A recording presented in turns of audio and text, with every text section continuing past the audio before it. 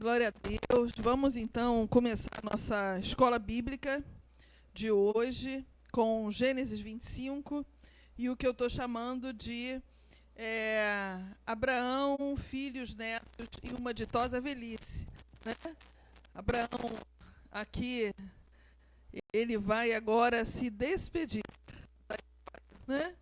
A gente já viu o falecimento de Sara, já vimos que o Abraão, ele levou, né, pediu ao seu servo Eliezer para buscar uma esposa para o Isaac, e aí, né, foi trazida a Rebeca para o Isaac, e agora, a morte de Sara, após sua missão com o filho, então, o Abraão surpreendente casar, né?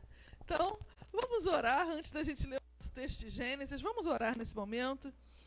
Senhor Deus, amado Pai, muito obrigado, Senhor, por este momento de leitura e meditação na Tua Palavra, de estudo da Tua Palavra na nossa EBD. Sê conosco, Senhor, e nos abençoa. É o que nós te pedimos em nome de Jesus. Diz lá o Gênesis 25. Ora, Abraão tomou outra mulher. Ela deu luz a Irã, Joquizã, Medã, Midian, Isabaque e Suá. Joquizã gerou a Seba e a Dadã.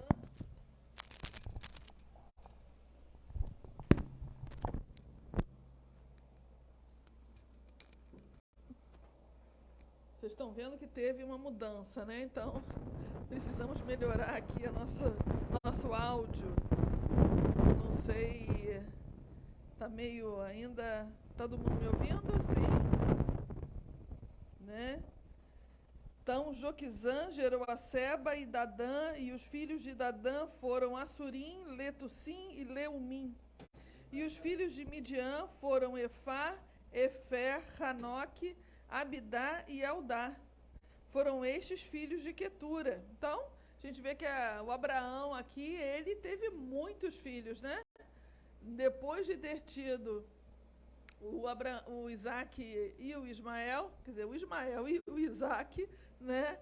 Ele casa com a Quetura e ele tem um outro leque de filhos. Então, a gente percebe que aquela promessa de Deus, né, de que o Abraão ele seria pai de muitas nações, começa aqui a acontecer efetivamente, porque ele começa a ter uma filharada danada, né? Então, Abraão, porém, né, deu tudo quanto possuía a Isaac, aqui mostrando o Isaac como seu primogênito, né? Quando ele dá tudo que ele tem, né, para o primogênito, para o Isaac, ele realmente confirma, olha, o Isaac é que é o detentor da promessa, aquela promessa que Deus me deu, né, de que eu teria uma larga descendência e de que essa descendência larga possuiria a terra, aqui está confirmado. Então, Abraão, porém, deu tudo quanto possuía a Isaac.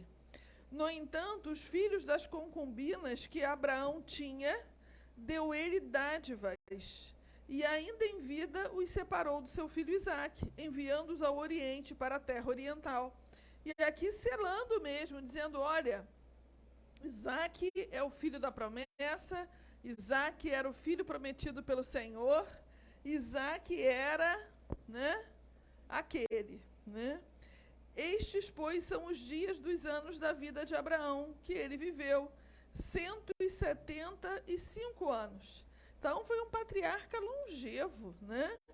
Abraão expirou, morrendo em boa velhice, em ditosa velhice, vamos dizer algumas versões, velho e cheio de dias, e foi congregado ao seu povo.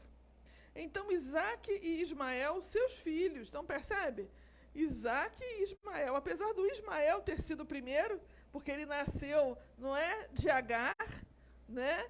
Aqui a ordem se inverte, né? O primogênito, mais uma vez, é apontado como Isaac e não como Ismael.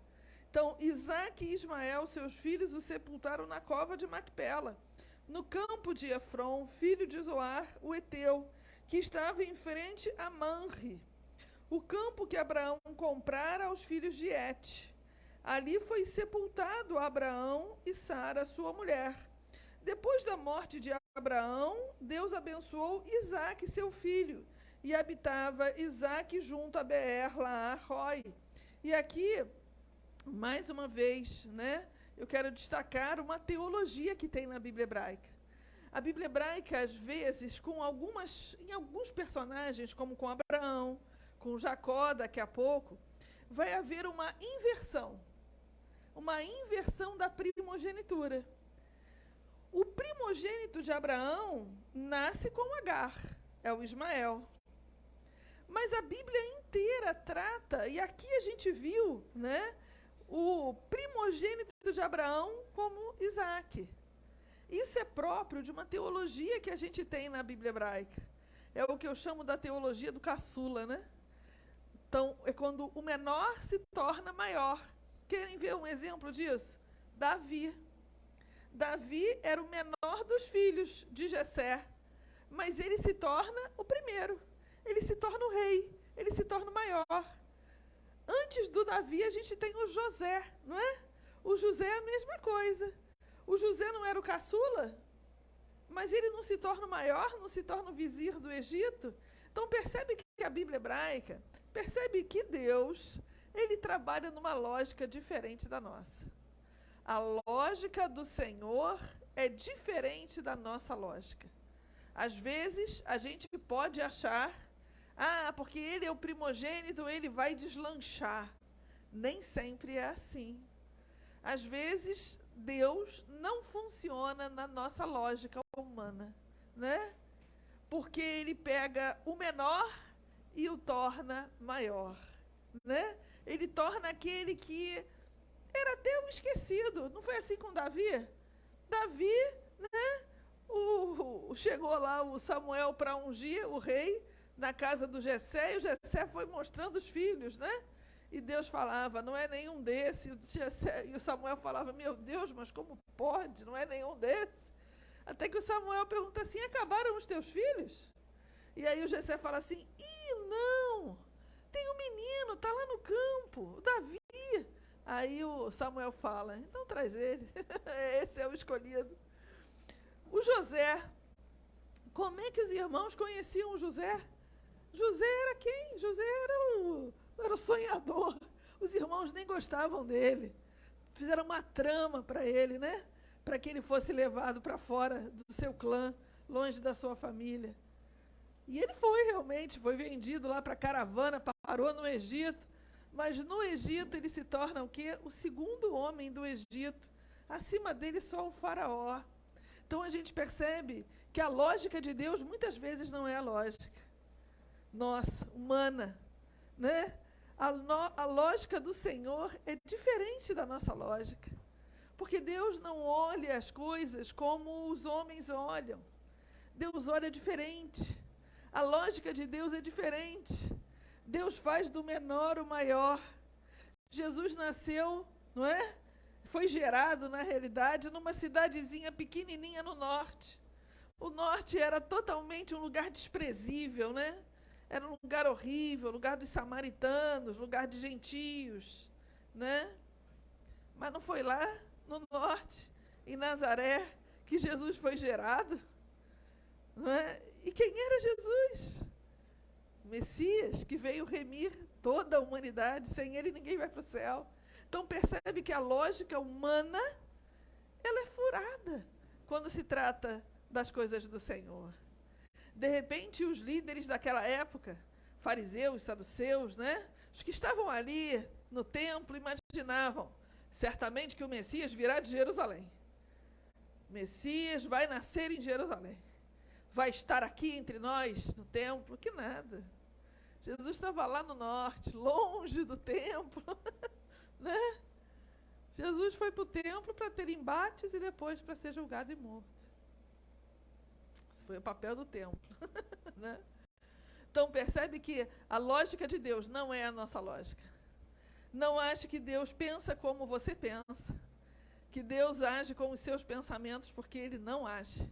A Bíblia reiteradamente nos mostra isso. Deus não pensa com a lógica do homem. Deus tem uma lógica própria, que para a gente acessar, a gente precisa estar muito ligado no Espírito. A gente precisa estar muito ligado no Senhor. Porque quando a gente está ligado com Deus, Deus fala, Deus se revela, Deus mostra, né? Mas vamos voltar aqui. Depois da morte de Abraão, Deus abençoou Isaque, seu filho. E habitava Isaque junto a Beer-lahai-roi. Estas são as gerações de Ismael. Aqui é Deus, né? Honrando também o Ismael, né? Filho de Abraão, que Agar, a egípcia, serva de Sara, lhe deu. E estes são os nomes dos filhos de Ismael pela sua ordem, segundo as suas gerações. O primogênito de Ismael era Nabaiote, depois Quedar, Adideel, Mibizão, Misma, Dumá, Massá, Hadad, Tema, Getur, Nafis e Quedemar. Estes são os filhos de Ismael, e estes são os seus nomes, pelas suas vilas, pelos seus acampamentos. 12 príncipes segundo suas tribos. Olha que interessante, né? Porque de Isaac vai vir Jacó, e de Jacó 12 tribos. E aqui de Ismael, 12 príncipes, né? Estes são os anos da vida de Ismael, 137 anos. E ele expirou, e morrendo foi congregado ao seu povo. Eles então habitavam desde Avilá até Sur, que está em frente do Egito, como quem vai em direção da Assíria. Assim Ismael se estabeleceu diante da face de todos os seus irmãos. Ismael falece, mas os descendentes de Ismael permanecem. Os descendentes de Ismael permanecem até hoje, são os árabes, né? Até hoje nós temos descendentes de Ismael espalhados por aí, né? Então, é interessante a gente ver que o Ismael, ele não teve culpa de nascer. Foi Sara que pediu a Abraão para deitar com a sua serva Agar, e aí nasceu o Ismael, né? E Deus honra o Ismael. Deus honra. Quando Sara fica com ciúmes da Agar e manda a mulher e o menino embora, um anjo aparece. E o Ismael não é morto, né? O Ismael não morre. Muito pelo contrário, o anjo manda Agar, volta lá para a casa da tua serva. Lá é o teu lugar, o menino tem que ser criado lá. Ele tinha pai, né? E é isso que acontece. E até o final, Deus honra o Ismael. O Ismael, ele aqui tem as suas descendentes, e os descendentes de Ismael estão aqui até hoje. Mas eu queria, efetivamente, nessa nossa EBD de hoje, bem curtinha, porque na semana que vem nós vamos ver a história do nascimento do Esaú e do Jacó, que é uma história especialíssima, pelo menos para mim. E a gente vê como que Deus, né, com esses dois filhos, o Ismael e o Isaque, ele começa a mostrar para nós que a lógica dele, a lógica de Deus, não é a nossa lógica. A lógica do Senhor não é a nossa lógica. A lógica de Deus é a lógica divina. E na lógica divina, o que é menor se torna maior. Porque Deus não olha como o homem olha. Deus não olha como o mundo olha. Deus tem outros planos, tem outros propósitos. E a gente precisa, se quisermos andar diante do Senhor, entender isso. Que muitas vezes a lógica de Deus não será lógica para nós. É por isso que Deus é Deus e a gente é homem, né? Por isso que nós somos tão diferentes do Senhor e dependemos tanto dele. Para poder entender os seus pensamentos, para poder entender como que o Senhor, né, ele age no meio de nós. Amém? Amém? Perguntas? Tem alguma pergunta? Não? Então vamos orar então, vamos terminar nossa EBD. Senhor Deus, amado Pai, muito obrigado, Senhor, por este momento de meditação na Tua Palavra. Muito obrigado, Senhor, porque Tua graça e Tua misericórdia nos acompanham o tempo inteiro. Muito obrigado, Senhor, porque hoje Tu deixaste muito claro ao nosso coração que a Tua lógica não é como a lógica humana. A lógica dos homens é uma, a lógica do Senhor é outra. E nós precisamos estar ligados contigo, através do Teu Espírito Santo, para entendermos a Tua lógica, para não ficarmos chocados ou não sermos pegos desprevenidos, com a tua lógica, que muitas vezes não é lógica para nós. Muito obrigado, Senhor, por tudo. Muito obrigado porque a tua palavra nos revela todas as coisas. Nos revela como tu ages, como tu pensas e como que a gente deve também agir para compreender os teus pensamentos. Obrigado por tudo. Dá-nos um culto abençoado. É o que nós te pedimos, em nome de Jesus. Amém e amém.